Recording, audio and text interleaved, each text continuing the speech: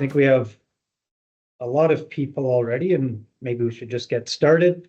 So just want to thank everyone for taking the time today to learn more about Simplifying Security. I'm Wade Ball, Director of Sales and Marketing at ESW IT Business Advisors. ESW and our strategic partner Sekion are going to help us break down and simplify security across the core technology and business assets with the operational functions. And I know that sounds complex. Our goal today is to help simplify this. Together, we will discuss the ESW approach. We'll discuss security in terms that make sense, and to learn about the areas to be aware of prior to an event. And just as important, or maybe more important, is the actions and efforts to be prepared for after an event occurs. But before I pass this over to our experts, I'd like to emphasize the importance of this content. Businesses and organizations, their leaders and technology stakeholders, we must invest time and effort to understand and own the security posture. And that's organizations need to do that. A lot of people, their leaders, their stakeholders, they need to understand it to a certain level and own it to make the right decisions to help mitigate the risk. So everyone's posture is different. Everyone's at a different level of their journey, and the collaboration, the conversations are really important to make sure we are doing our part to help support that. So ESW must make the time as well to assist in the ongoing efforts to continually listen and learn and share and collaborate together with our customers, just to support their needs and goals. We must advise and guide in the support, the solutions, and the security services available to ensure your technology, your people, your process yield the outcomes to help manage costs, to help increase productivity, to help mitigate risk, and to achieve business success. In my 30-year career, one of the biggest challenges is slowing down and making the time with customers together to discuss how to be more proactive in your technology initiatives, to continually evolve your journey with technology, to ensure it always aligns to your needs and goals. And we have to make that time together. And that's one thing that if you get anything out of today, it's how do we make that time together to help you mitigate risk, simplify security, and help in your own journey. We need more people like you taking the time, more security champions within organizations to help tackle these current and quickly evolving new threats. So we're here to assist and advise. Please reach out whenever you need us. And we hope today provides a starting point in those discussions or supports us in the ongoing conversations on simplifying security. Just a couple quick housekeeping items. We'll take a look at the agenda here. We are recording today's session so that we can share it with you when it's done. Everyone's mic is mute, cameras off. So any questions, any comments, please use the chat. We'll keep our eyes on that to make sure that we're responding. We'll either address the question at the time, we'll wait till it comes up in our agenda or in the content that we're delivering, or we'll handle that in our Q&A at the end to give time to make sure we tackle as much as we can. So there'll also be some polls throughout, interactive polls to help us stay engaged and listen and learn from all of you. And so just before I hand it over and do some intros, I'll launch the first poll here. So maybe I can just get a thumbs up that everyone can see the poll. And yeah, if you can please respond and look at the results.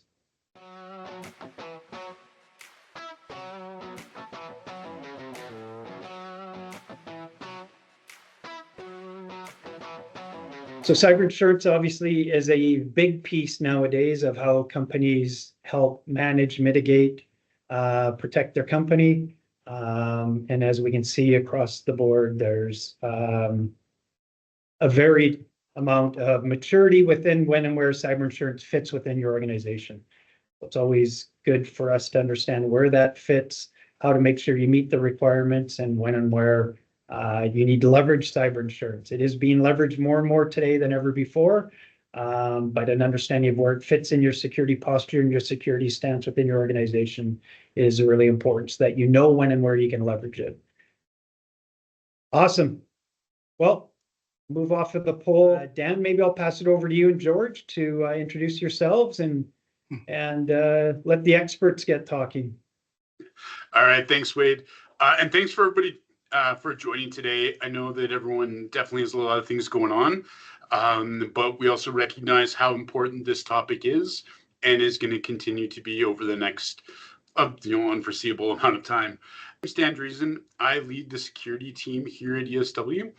And we cover a large number of different scenarios, technologies, and concepts and things related to cybersecurity. ESW has made a big investment in dedicated team members who are dedicated to security and protecting ourselves and our clients, in addition to basically getting security integrated into everything we can. One of the things that is a part of my role is navigating the cybersecurity landscape, both the threats that are out there, as well as the vendors and partners that are available to work with. And that's where I'm pleased to announce that over the last few months, we've been really developing a partnership with an organization called Sekion. And thanks to them for helping us put this on today. And joining us as a speaker, George Fisher. Hey, thanks, Dan. And first of all, Wade, great job. It's going to be hard to stand up to your kicking this thing off, but I appreciate it. And I love that you said partnership, Dan, because over the last, like you said, few months, we've really created a real partnership between Sekion and the ESW team. And I just want everybody to know, I work with a lot. I'm George Fisher, the VP of Channel for Sekion. Been in cybersecurity over 30 years, started in the US military in electronic warfare. But I have to tell you, the ESW team is one of my favorite people to work with in this short time. And I'm not saying that just because you guys are on that, but all of the ESW customers out there, prospective customers, you picked a great partner. And they picked a great partner with us, and we picked it for us. So I'm really excited to see where this goes. Awesome. Thanks, George. So what we wanted to do a little bit today, and I know that in about a 45-minute session, we're not going to take the complex world of security and boil it down into very simple items, but we're gonna try and we're gonna start. And that's really what we have to do. Is it's not going to be a once and done. Security is not a point in time endeavor. It has to be something that is ongoing and always needs to be top of mind these days. And that goes to our personal lives as well. Everything that we do in our personal lives uses that. You see same kind of technologies and protections in place, multi-factor authentication being kind of one of the top ones that if you're connecting to anything on the internet, that you have multi-factor authentication in place. And there's all sorts of other buzzwords and things like that. And what we see is our role and my role and my team as cybersecurity professionals is to help identify and manage risk through IT. That is really the mantra that we go by, is how can we reduce that risk? How can we let people know about that? And we'll talk a little bit today about how we do that and how we can help you guys do that as well. So what I wanted to talk about as well is, what kind of threats are out there and how we take that approach to security and simplifying it there. Hey, Dan, before you get into this, maybe I'll just kick off another poll here and just get some feedback from everybody on the types of threats that matter to them or things that they're more concerned about. So let me just launch this next poll and we can get some input.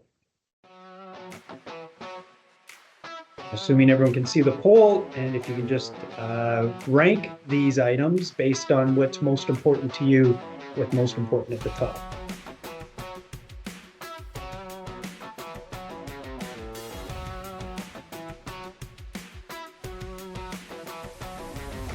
See how they move and shift around. Ooh.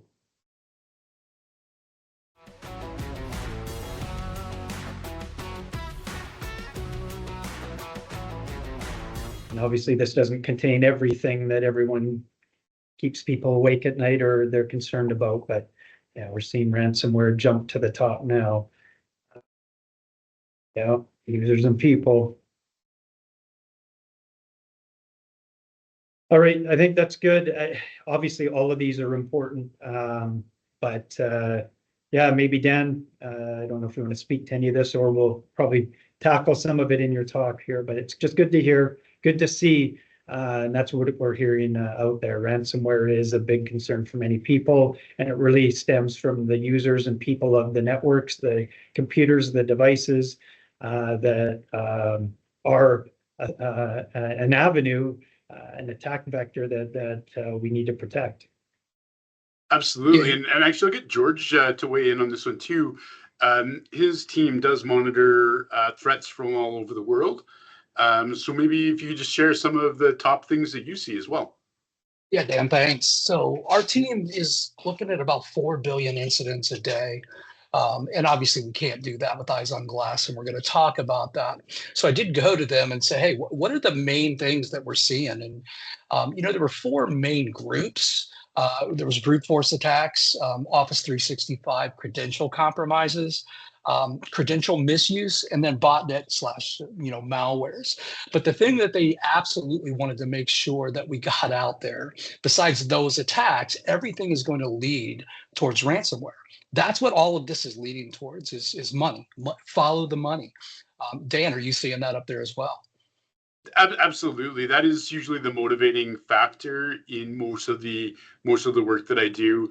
I have done some work in the past with law enforcement or investigation of some of the state-sponsored attacks. That goes to a whole different level. Fortunately, I don't have to deal with that as much. But yeah, money absolutely is the driving factor. These ransomware is basically run like a business, same as any other business here. They have the tool set that they sell to other organizations, and there's a full black market around that. Well, speaking of that, I mean, you just brought that up. Last week, I was at the Carolina cyber conference. It was about 8 colleges, cyber programs, students, professors all over. And one of the panels in the Q&As, was what's the biggest trends? And ransomware as a service was on everybody's mind. And you just brought that up. And we can pay somebody to actually make money for us. That's how good this is getting. The other things were PAM, or privileged access management, and that I'm sure we'll talk about that. And then quantum computing. All of this is just leading up to money grabs for the bad guys. Yeah, absolutely. And so, leading from there into what can we do to minimize the risk for that? The financial is the end goal for them, but that's not just the only impact that we have. If we encounter a cybersecurity incident, yes, there is going to be an outlay of cash, most likely. However, there's reputational damage, there's loss of productivity, there's a whole host of other impacts to businesses. And so we need to make sure that we can help to navigate that and reduce those risks. So back to sort of the topic of simplifying security. Again, it's not going to be a quick fix. Pardon me, more coffee here. Quick fix, and we also don't just kind of make up our own. There's a lot of work done in international organizations that help create frameworks and guidance for cybersecurity methodologies. And so we do take those and then we adapt them, because a framework is a great starting point. However, there's going to be nuances and things for each individual business or person that can impact that. So what I've got here in the next section here is a bit of a distillation of a cybersecurity framework and how we can maybe make some sense of where the impacts can potentially be. So this here is based off of something called the NIST Cybersecurity Framework. NIST is a US-based organization, National Institute of Standards and Technology. It's not the only framework that we use. However, it does do a great job of illustrating kind of the life cycle of cybersecurity defense. So the way that it starts off is identifying risks. If we don't identify the risks, if we don't know what's out there, then it makes it a lot more difficult to try to protect from that, or you're just throwing things at a wall to see, what's providing good value. So that's always the first stage, whether it's just, an assessment, whether it's, just following some news, even there's no shortage of that these days on the incidents that are out there. Then the goal, of course, is to prevent any incidents from causing damage to our business and operations. And that's going to be, often fairly technical, maybe installing some security software, some firewalls, but it also is user education. What kind of tests are we doing to see how vulnerable our people are to being phished for credentials and access, or even processes, making sure that there's a level of authentication or authorization for large financial transactions, so that we're not just sending money off to every invoice that gets sent to us. I mean, there's some validation. Unfortunately, though, incidents do happen, and there's been a large number of them in the news recently. We've got Ticketmaster had a breach, London Drugs was shut down for a while, Suncor was significantly impacted. So there's been a large number here in Western Canada, and that's just Western Canada. So there's been a number of ones. A couple of years ago, Colonial Pipeline impacted the entire eastern seaboard of the U.S. So there is potentially significant impacts when these things do happen. So when they do, we want to be able to detect them. We want to have technologies or people in place so we can identify something is happening, and leading to the next step is, how do we respond to that? How do we detect something and then minimize that impact of that event? And then finally, to close the loop on this is recovering.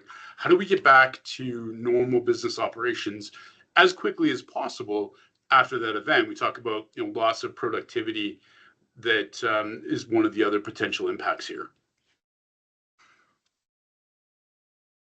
Any thoughts as well on that process, George? It's funny, we call this process a boom, right? The event's a boom. We call it left a boom, right a boom. Where do we catch it? Do we fix it? And you're going to put that up, right? But they don't call it left of, rainbows and puppies and unicorns, right? It's not the fun stuff. It's the bad thing. So what I do believe is it's not an if, it's a when. And that's what we see as well, right? So you do have to be on both sides of the graph here, but it's how quickly we can. The other thing is there's a lot of terms, and you said earlier, I think Wade said it, what keeps you up at night, what keeps us up at night. And we have a slide coming up. You're going to see what keeps me up at night, what keeps Dan up at night. I'm sure what keeps Wade and all of us up at night in the cyber world. To go to this, you're going to hear terms like MDR, XDR, SIM, SOAR. We love acronyms in the cybersecurity world, right? We just love them. Left a boom, right a boom. But some of the stuff you're going to hear is eyes on glass, right? Eyes on glass is just specifically, we talked about 4 billion incidents a day. There's no way that physically somebody can actually watch those. So we need AI and ML, right? Machine learning. We need AI, artificial intelligence, to kind of put that into the left of boom and figure out kind of what's going on. So you're going to see that where the Sekion platform absolutely can help there. So yeah, like I said, I think you guys have really done a good job simplifying it. And I think that one slide will show that when we get to it. Yeah, great. Thanks for that. And yeah, the boom is absolutely, that's the scary point. That's what we would love to pretend or prevent from happening. However, it is still going to. In further simplification, one solution isn't going to be able to cover all of these pieces. The other thing that that sometimes we think is that, okay, great, we've got this solution, we've got our EDR platform in place, so we're good, we're safe. Well, that's going to be protecting certain portions of this. And this is where we go in a little bit deeper into this, is applying this across different elements of our IT infrastructure.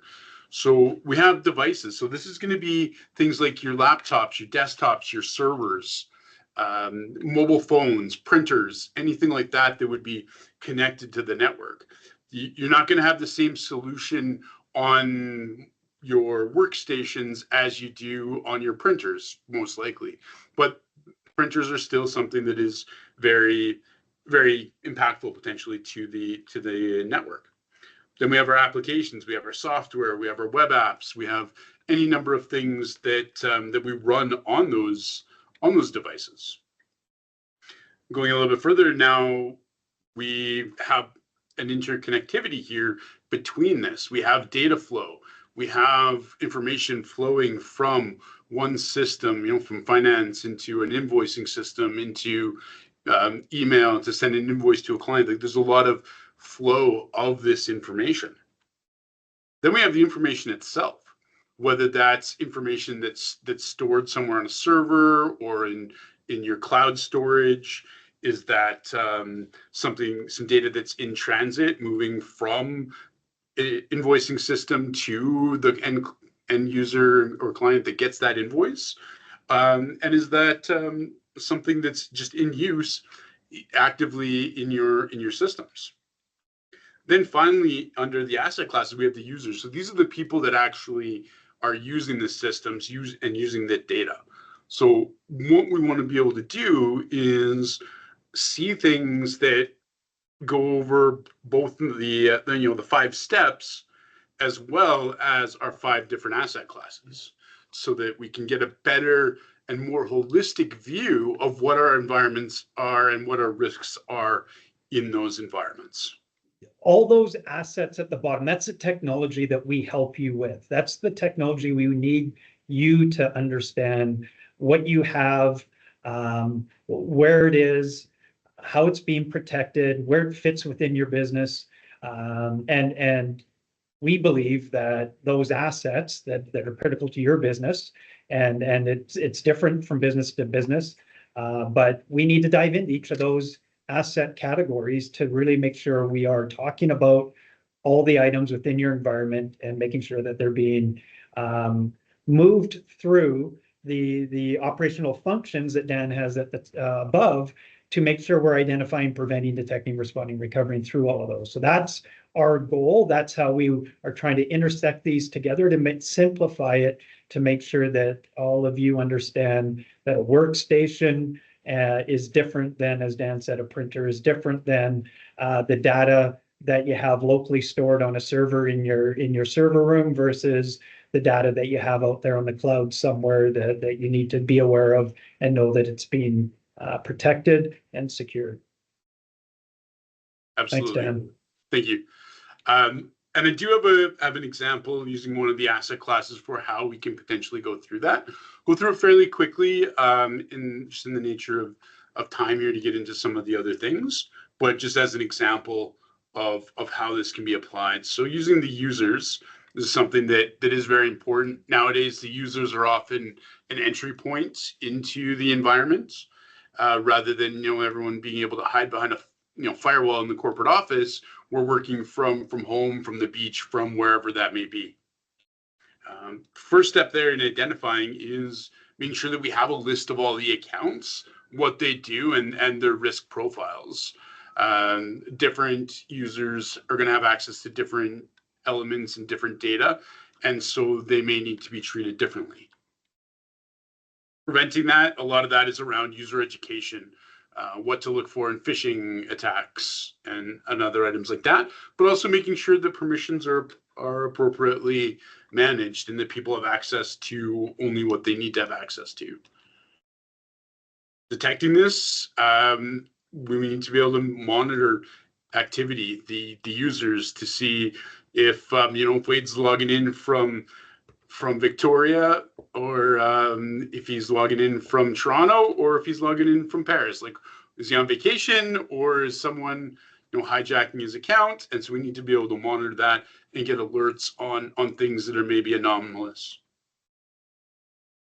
we do detect something that's a little bit weird, he's in Victoria one day, and 2 hours later he's logging in from Toronto. It's not something that's likely to happen. So we need to be able to respond to that, and make sure we have plans in place to be able to do that.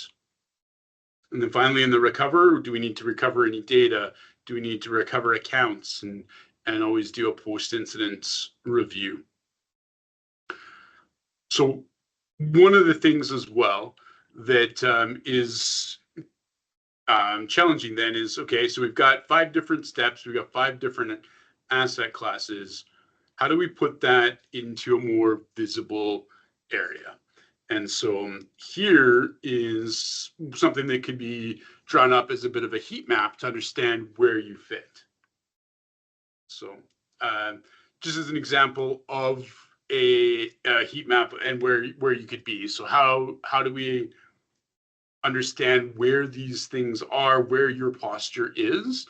What boxes are green, what might be yellow, what might be a high risk area to look at.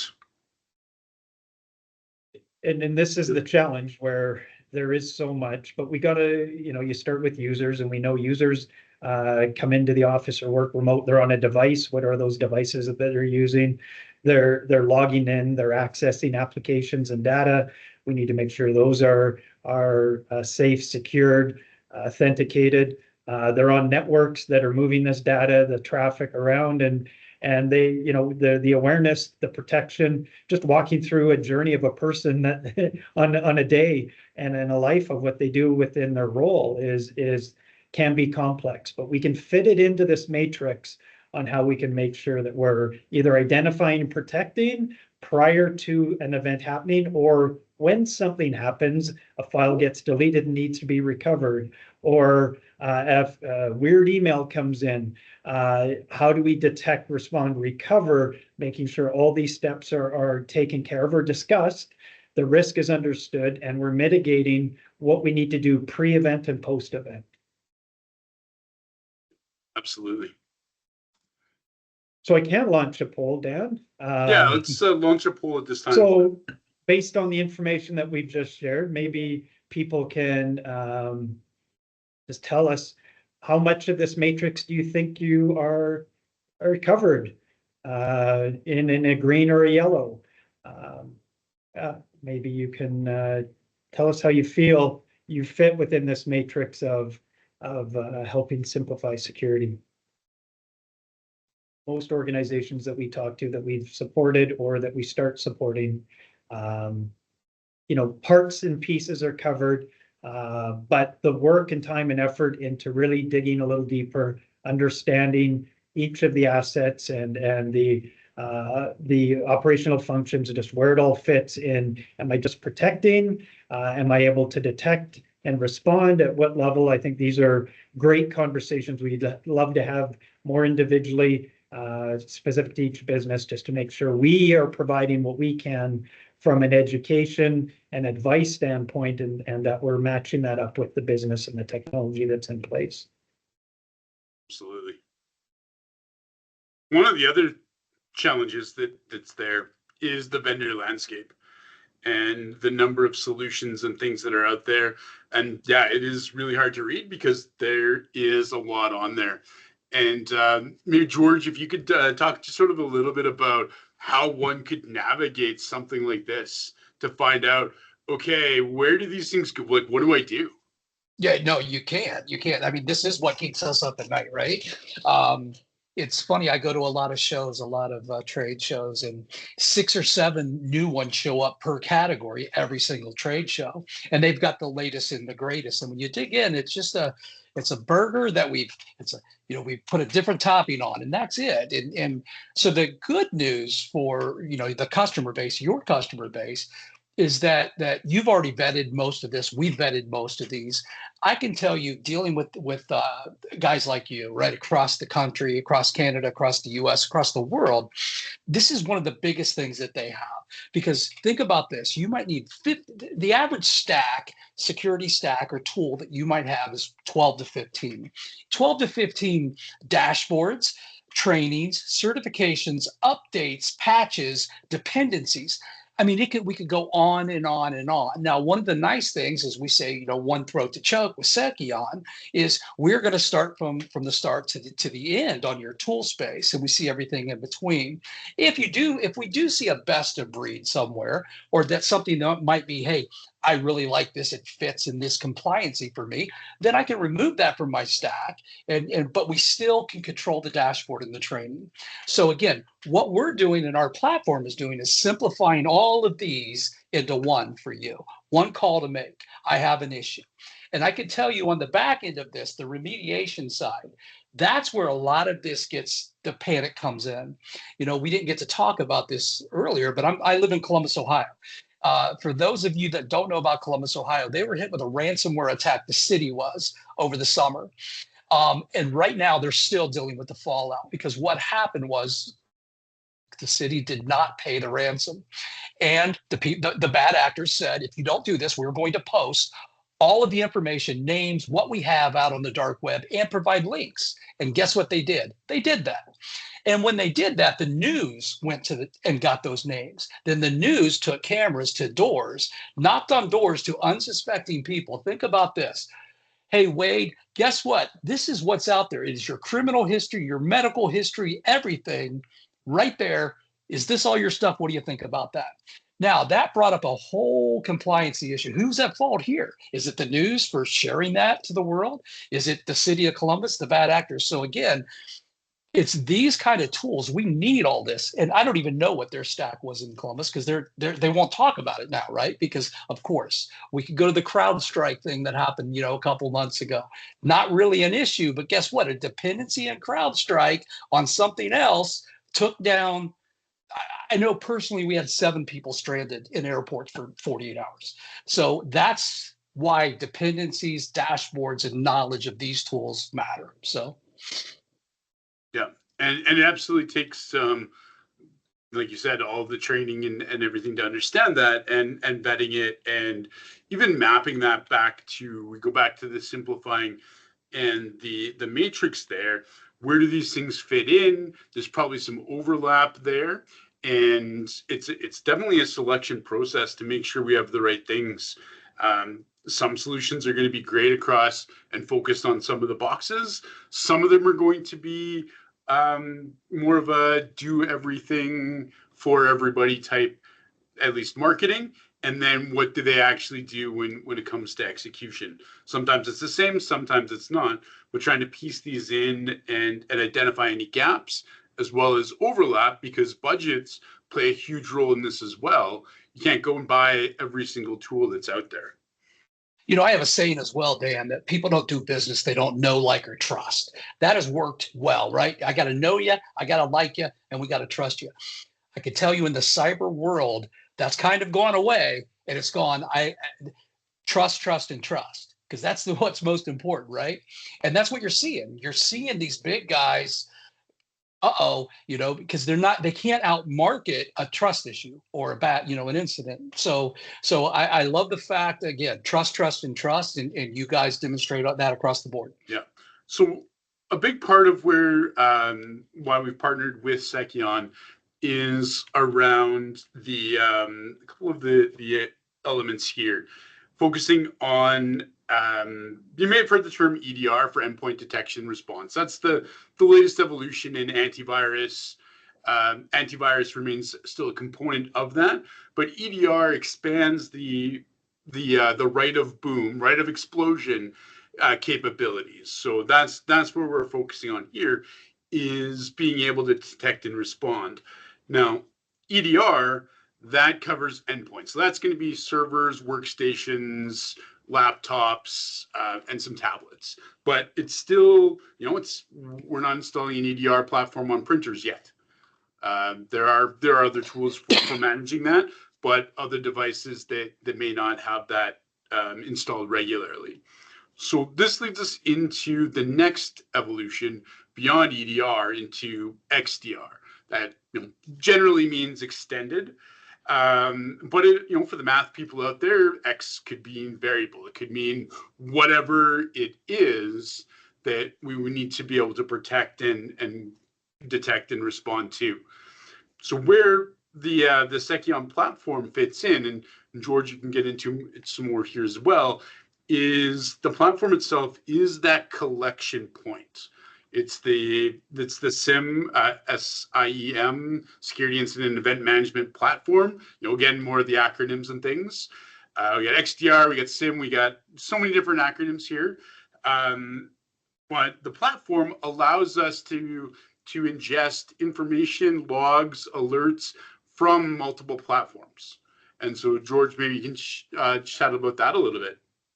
No, I actually had a really smart guy explain this to somebody, and it made so much sense to me. I said, I'm going to steal that from you, right? With everything, right? Because he talked about there's so much, right? So you just use SIM, XDR, SOAR. So what he explained was, we're going to take a collection of logs and flows out of your devices, and think about a restaurant, a large restaurant. You got, 100 tables, a lot of activity going on. And each table, so each people that come in, we're tracking that, right? So that's the EDR, that's the endpoint, right? The user. Now, two of them sit down, they start having a conversation. The camera, we know that they're having a talk, we see what they order, but we don't know exactly what they're talking about. That's where we got to get a little further. Are they having bad conversations? Are they thinking about doing something bad? That's where we want to get into the log and the flow. And that's where we take the AI. You talked about machine learning and time to distance, right? If Wade every day at 4:30 logs off his computer, goes home the next day, logs on at 7:30, logs off at 11:30 for lunch, logs back on at 1, logs back off at 4:30. This happens over and over. The Sekion platform, the machine learning piece, learns that about Wade. So all of a sudden, Wade gets a call one day. Oh no, the kid has broke his arm. We got to go to the hospital. He forgets to log off. He runs out the door at 3. The system takes that, right? Now, that's only one piece of information. Remember, that's only one conversation at the table. Might not be bad or anything, but we're going to look at it. It checks the box. But the next thing you know, Wade didn't log off, and now Wade, as you talked about, logs in in Toronto. Well, that's physically impossible in 20 minutes to be in Toronto. So there's number 2. Then he starts to go to blacklisted sites. Number 3, we've seen enough. Now, again, that's all the things that go in here, right? We capture, we bring them in, AI and then machine learning go, hey, this is what we think happened. And now what we could do is say, well, let's just remove Wade for a second while we figure this out and make some calls. There's your boom, right? Now, again, this all happened in about 10 seconds, right? Not minutes, 10 seconds. The system said, this is what's going on. Time is critical. Time is the biggest currency we have in here. Speed, speed, speed. So then the program, the product brings it in. We know that Wade might be bad. One more thing checks out, because now all of a sudden he starts doing something else that's on the framework. We now remove him. We contact somebody, and we've minimized the threat. We can start now to detect, or we've detected it. We can start to respond and then recover if we have to. All that is happening again in like 15 seconds, right? So that's the beauty of the platform. Not eyes on glass. Not somebody going, wait a minute, why did that just happen? And again, remember, speed is currency here. Absolutely. There's so many different things going on, and just here in our next, we've just got a quick couple of quick snips from the platform itself, and the number of events is absolutely insane when you start taking information from all of the different devices, from the network, from the user accounts, from applications, from any of those elements, and putting them together. So in this case, this is a 7-day window with had almost just under 70 million events and items were ingested into the platform. It narrows it down to just under 1 million of those things. So once it's done, its correlation, there's some potential indications there, and then further validation of other data sources. So is this typical behavior? Is this not typical behavior? Is this the kind of behavior that Word should be doing? Microsoft Word runs on this computer and it's running a weird script while someone is logged in. So it takes all of those different vectors and it applies its algorithms and AI to that. And then that narrows that down. So in this case, from 70 million events to 22 alerts that have a risk score that we need to actually look at. So those are the ones that we We'll then dispatch someone to one of our security analysts will actually take a look at and see what's going on. Now, of course, we don't fully rely on that. There is validation and things that we do in the background, but this is, a fairly typical scenario that we can see.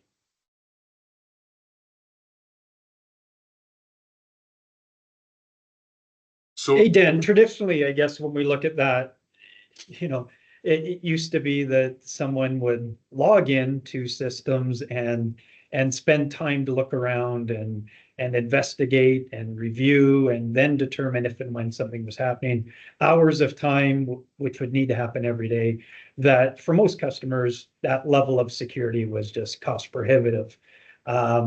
Obviously, this tool allows that collection point of so many different other avenues, not just logins and event logs across so many different devices, users, platforms. It amazes me that we're at this level where we can collect all of this information so quickly and timely, have it analyzed, assessed, and as George talked about, some machine learning and AI to give us immediate information to react immediately. Because for a lot of these threats, and ransomware was the number one that everyone had on their list, and that's the one we're hearing about and engage with the most. It's time. Time is everything, and the sooner that we recognize what happened, how it happened, why it happened, what we have to turn off, how do we mitigate that risk, and how we detecting, responding, recovering is so critical to do it in a timely fashion. So this tool's been phenomenal about what we can find and hear and listen to, and obviously have settings and features within to allow it to do things as part of the efforts to protect our customers and their environments. And the threat actors are using AI as well. They're getting incredibly good at it. They have often larger budgets than we do to protect. They have larger headcounts in their organizations and businesses, quote unquote businesses. And they're using that since ChatGPT's general release, what was that, 2 years ago now? The number and the quality of phishing attacks has drastically improved. And so now email and spam is really just AI versus AI. The bad guys are using AI to craft emails, and the good guys and spam filters are using AI to try to combat that. So email spam now, it's like a battleground for AI, right out of, I don't know, Terminator, choose your movie. So it's pretty crazy. So we need to make sure that we have the tools to assist with that as well. Dan, and I know I'm probably putting you on the spot here, so apologize for that. But we have devices, we have applications, we have network. What are the top one or two things that you're finding is the biggest aha moment, or the amount of data information that you're getting that really is helping customers either understand or help detect and respond, recover? M365, like I'm just trying to understand what some of the top aha moments are in our journey so far with leveraging Sekion that's really helped us and our customers. Yeah, we're a big partner with Microsoft and Microsoft 365. Other cloud vendors as well, Google and Amazon too, but Microsoft does live in most of our clients' environments to some degree. And the amount of data that is in the Microsoft, like even just the sign-in logs for that, is very important to be able to get that kind of information. There's just so much that comes at us in the cloud. And I don't have the stats in front of me on the number from Microsoft events that they are seeing today. Actually, I probably pull it up before we're done today. But Microsoft 365, like that makes that 70 million look like a drop in the ocean for the number of events that they see globally in their that's attacking their infrastructure and our accounts and our things that live in that infrastructure. We're trusting that, bringing up back to George's point on trust. We've trusted Microsoft to house our data. And so we need to find ways to make sure that trust is validated. The other thing, and I wanted to raise my hand, is the people piece of this, right? The user piece. That's the number one issue. And first of all, I think 72% of all statistics are made up on the spot in a presentation. So whatever statistics I throw out there are probably made up. So don't say, where's my source? I don't know. But I believe I've heard many times, like 84% of all incidents start at the user level, right? With a phishing, or it starts in a bad click, a bad something, but it's a user error. So the two things that we really have to do, or three things, is education. Thought leadership is so important to educate people, but make it fun. Don't make it an annual, HR sexual harassment, whatever it is, because we all go through those. But it's got to be more than an annual check off compliance, check the box, right? We've got to educate people. You just have to use the tool for that. Use the Sekion tool. Open it up. Show them. Actually go in and show them, the scorecard and everything that you're looking at. That's one. Number two is we have to stop demonizing people that actually bring forward the issues, right? We have to make them heroes. Then too many times it becomes a joke, right? Oh, Wade clicked on this. Did you hear what Wade clicked on? Wade did this. And because what that does is, if Wade is going to do that, we need him to be very upfront and tell us what happened, right? There's a funny shirt, right, that says, show me the link that you absolutely didn't click on, right? I love that shirt, right? Because that's what happens. But we got to stop demonizing, in my opinion, that. And then, like I said, we just have to make it a part of the daily culture, right? When we talk about cyber, let's just make it part of the conversations we have. Yeah, and I grabbed the stat from one of the Microsoft. This is from Microsoft, and this is a while ago, so this will have increased since then. 4,000 password attacks per second hitting Microsoft 365. And so, extrapolating that to one day, even, that's 345 million password attacks in a day. And that's only one attack vector that's hitting Microsoft. So huge amounts of data that's coming at that to review. Do we have any polls left, or do we have, you want to get into the Q&A? Yeah, we got 10 minutes left, so I want to get into the Q&A. And I know we're trying to, as we said at the beginning, this is a starting point to dig into security, simplify it, help break it down into chunks that we can collaborate on, talk about, help with the education and awareness so that everybody can make smart decisions on what they need to do to help mitigate. So let's open it up to some Q&A. If anyone has a question, please, you can leverage the chat or the Q&A and submit your question, and we can get these experts giving you some answers.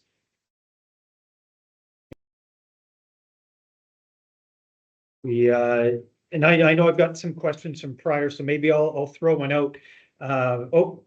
Sorry, we do have from Kevin. Kevin there's got a question. I enabled the mic. There we go. Now you should be able to hear me. Hey, there we go. Yeah, I oversee a small organization in Northeast BC, and we've had some issues in the past, and luckily we were able to mitigate. But it was essentially a third party's email was hacked, and they were able to inject into a conversation and transferring some money, and became a challenge. We were able to stop the transaction, but I guess it just highlights, how critical this kind of thing can happen. And it was just the criminal in this matter just went in and changed emails a little bit, and then they were controlling the conversation as to who was seeing different communications between our group and our partners, and it presented a challenge. What should a small company look at the bare minimum for putting in place? What resources should be allocated to preventing these kinds of things from happening? Is it an AI thing? Is it a changing email passwords? Is it encrypting everything? Or is it a combination of everything? It's going to be a combination of a number of different things. Layers of security is absolutely what's important. We see a lot of that, unfortunately. Yeah, they inject themselves into that conversation, change something from a .ca to a .co email account that's in part of that conversation. So user education is a big thing to watch for, to make sure that you're aware of that. having multi-factor authentication to make sure that you have your accounts as secure as possible.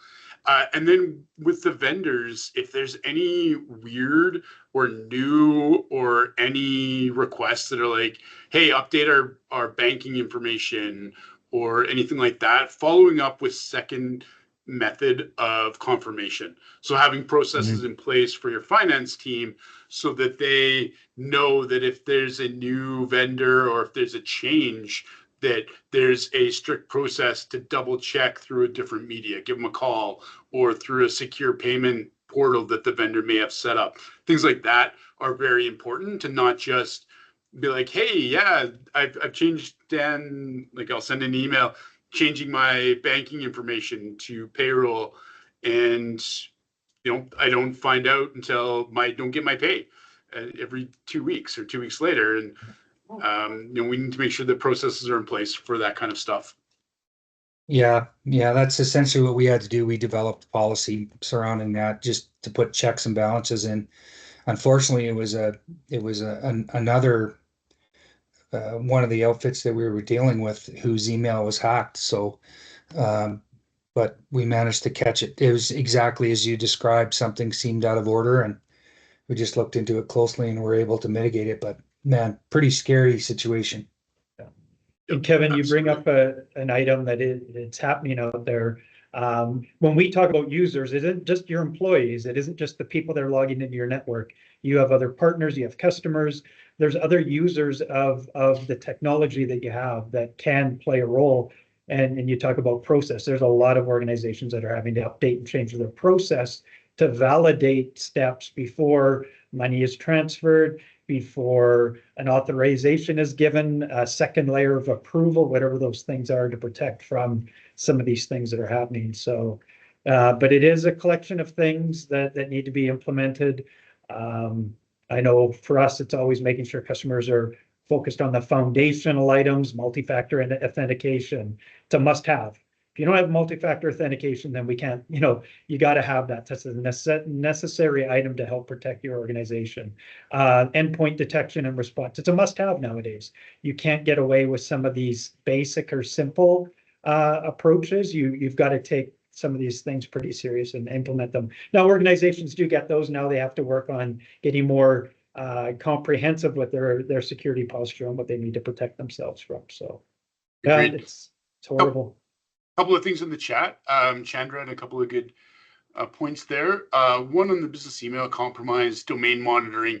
One of the things that is part of the Microsoft 365 suite and Sekion solution is looking for masquerading domains that might have a small change to them.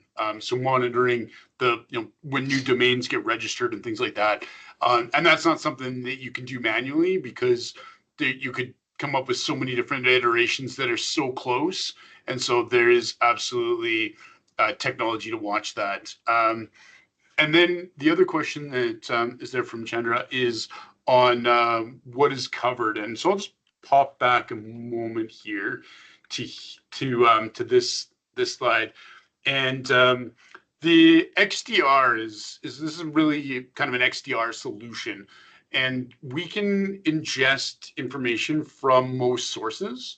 That doesn't mean that everything is just green because we have the solution in place. There's configuration that may be required on, say, a firewall to make sure that it's capturing the right information, which can then be fed into the Sekion platform or whatever other tools may be in place.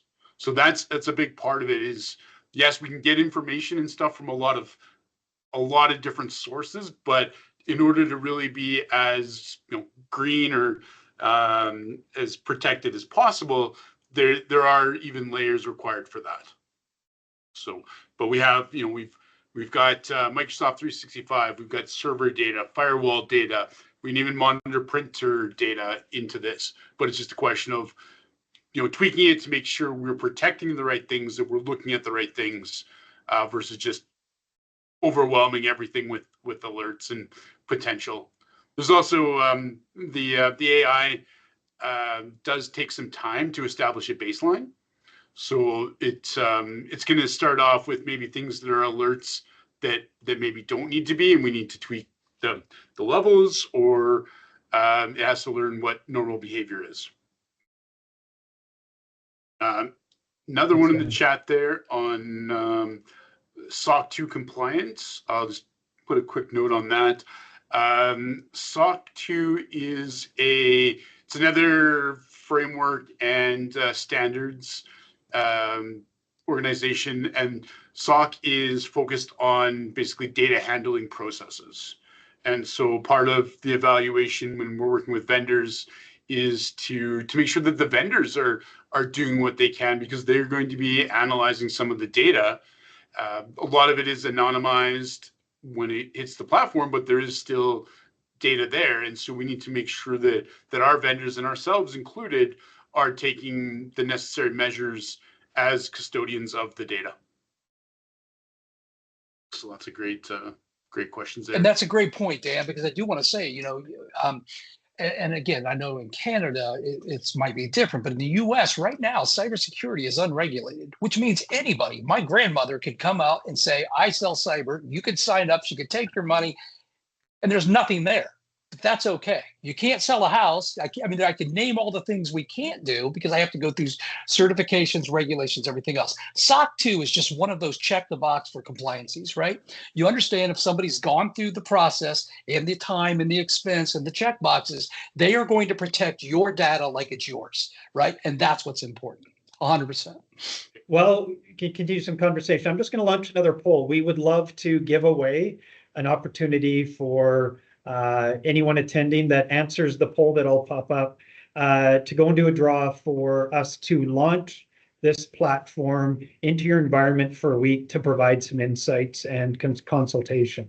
So I'll launch the poll. It's a simple, is this something you'd like to have launched within your environment, and some analysis and insights provided back.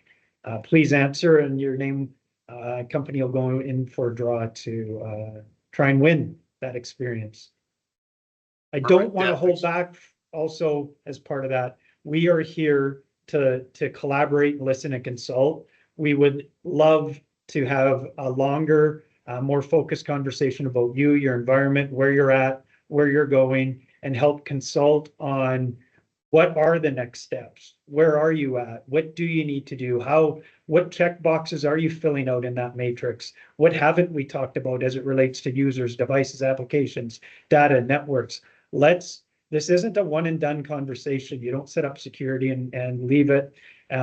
This is an ongoing. We have to do a great job of making sure the availability and the time and the effort towards our customer happens, but we also need your participation, and we'd love to and encourage you to book time with us to have these conversations, dig in deeper where it makes sense for you, and help guide you on where you're at and where you need to go. Yep, absolutely.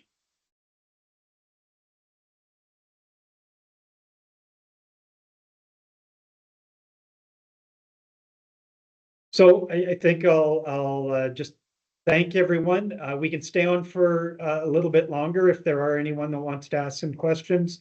But I know people are busy, and if you have things to go do, we thank you for your time. Thank you for joining us. Please reach out if you want to continue the conversation. Those that want to stay on will stay on for a little longer, and we can answer any other questions. Yeah. One of the points we were talking about compliance there is in Western Canada, there are some organizations now.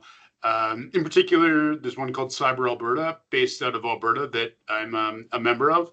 And it's a public-private partnership community that does help to develop tools for Alberta-based businesses. Also, there is the Canadian Centre for Cybersecurity, which is a really great resource as well to help validate and understand the information's there. Other provinces have similar things as well.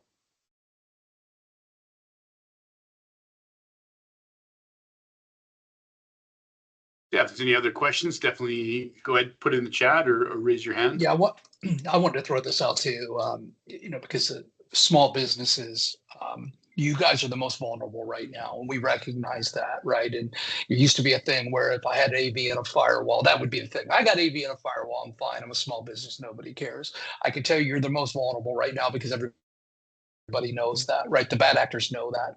So that's one of the issues that we definitely see is giving you an affordable yet comprehensive security offering. And I believe that's what ESW is doing. So I just did want to say that. AV and firewall's not enough anymore. Yeah, absolutely.